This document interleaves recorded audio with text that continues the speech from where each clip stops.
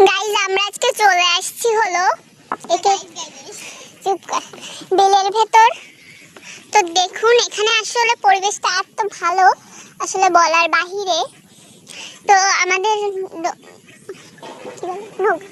নৌকা নৌকা চালানোর মাঝি হলো সমা পারবানি। তো ডোঙাটা এই যে হলো নৌকা, ঠিক আছে, অল্প একটু দেখালাম। আর আমাদের অবস্থা এখন করুন, আমরা আসলে তো ওইটা হলো একটা ওয়াশরুম।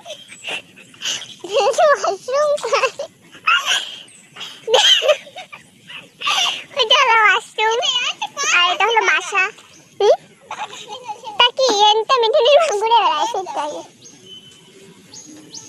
এটা হলো ওই ওয়াশরুম আর বাসা।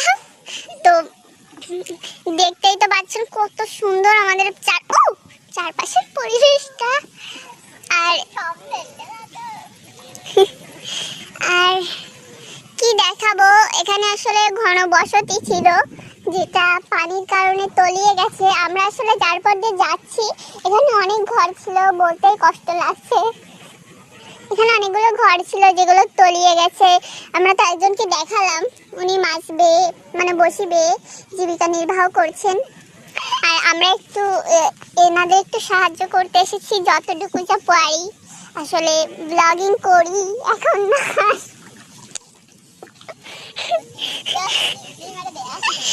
কি তো আসলে জিনিসগুলো আসলে কি দেখাবো, আমরা আসলে এবার আপনাদের এমন এমন একটা জায়গা দেখাবো, লিটারালি আপনারা আসলে অবাক হয়ে যাবেন। ঠিক আছে, ঠিক আছে, একটু পরে দেয়া আমি একটু বসে নিই। তো দেখুন সূর্য অস্ত্র গেছে, অস্ত্র কয় সেটা কি কয়,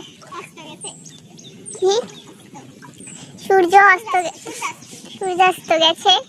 তো যার কারণে দেখুন পরিবেশটা এত মনোরম লাগছে। আসলে কি বলবো, আমরা প্রতিদিন তো আসলে কাজের এত চাপ থাকে অফিসে,